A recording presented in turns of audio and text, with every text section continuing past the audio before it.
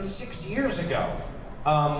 And so this is like what James says. So the studio, I mean, they're owned by these giant corporations. They've got to show their stockholders their profits on the quarter. And their intention is to try and make good work, but their main intention is to make money. So like James said, they're trying to make these, they call them 4-quadrant films. That gets all the 4 age groups, gets everyone in.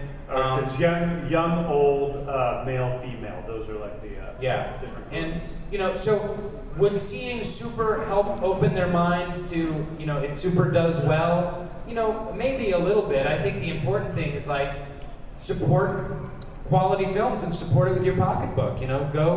Go early on to films that you believe in and spend your money at the box office and tell your friends to do it and support your friends, the films that you love on social networking and Facebook and Twitter and stuff like that, and support independent films and out-of-the-box films and the stuff that you love. You guys, you wouldn't be here if you weren't impassioned about the stuff that you love, whether it's anime or superhero films or comedy or whatever brings you to any of the cons, because that's why you guys are the target audience, because you're passionate. You don't just kind of walk into the mall and kind of go, well, what are we going to see? I don't know, let's go see that. Let's get Katherine Heigl in it. But yeah, you're right. I mean, it really depends on you guys in particular, like the true fans of movies and comics, to support good stuff, because you guys are the tastemakers. You guys here are the ones who decide what Hollywood is going to do. We can sit there and blame it on Hollywood all we want, but the truth is it's you guys that are buying the tickets. You make the choices for what Hollywood tries to do. So by supporting creative, independent, exciting endeavors, you guys can change the way things are. So it's up to you, Jeff. All right. Yeah, Jeff. I see it was working out. Nice period.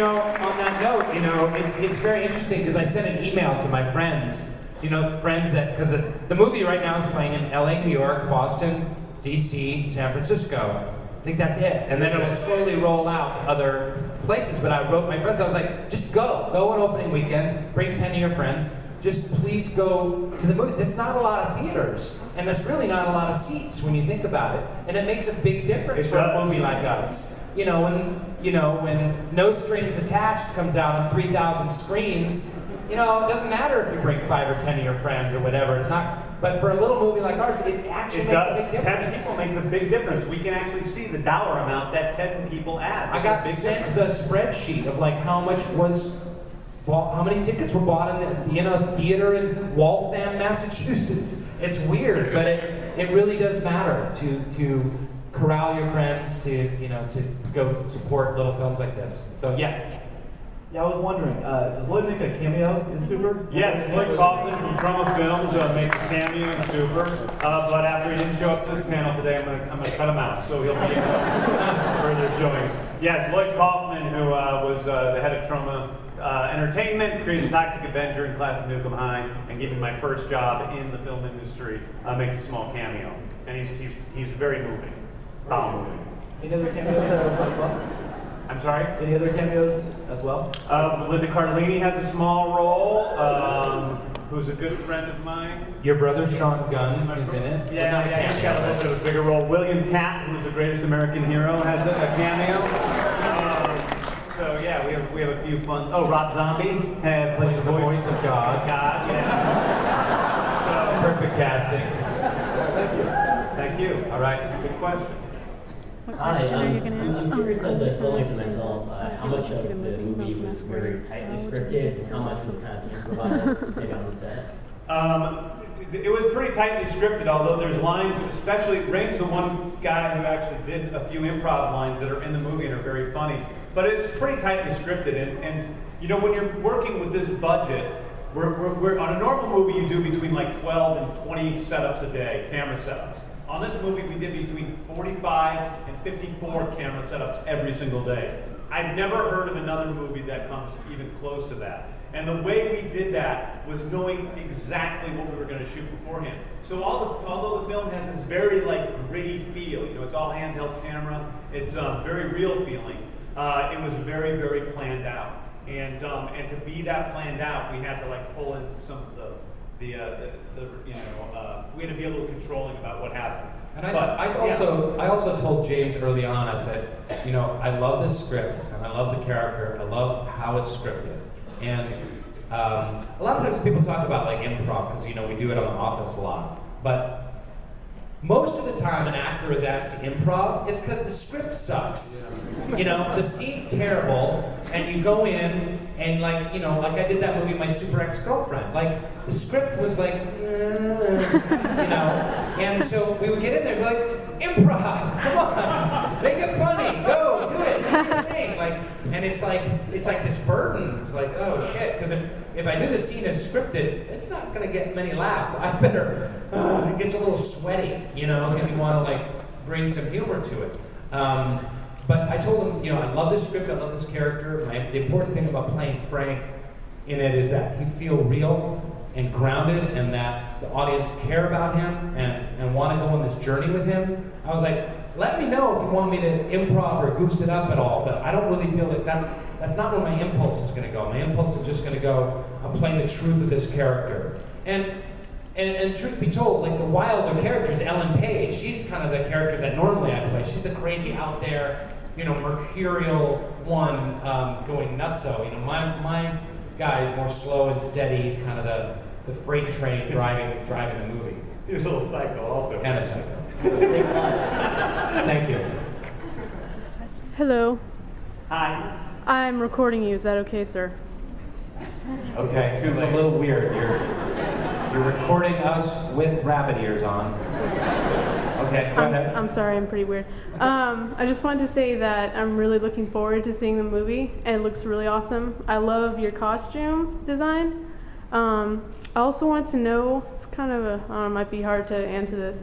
Rainn, how did you get so insanely awesome? You're right. You're right, that is very hard to answer. Why don't we start with the first part of the question about the costume? You know, James has more to do with the costume than me. I think that one of the things that that people really respond to about the film is that, you know, people ask like, did you train for this movie or all? It's like, no, I didn't train because I'm a cook. I play a short order cook with a pipe wrench.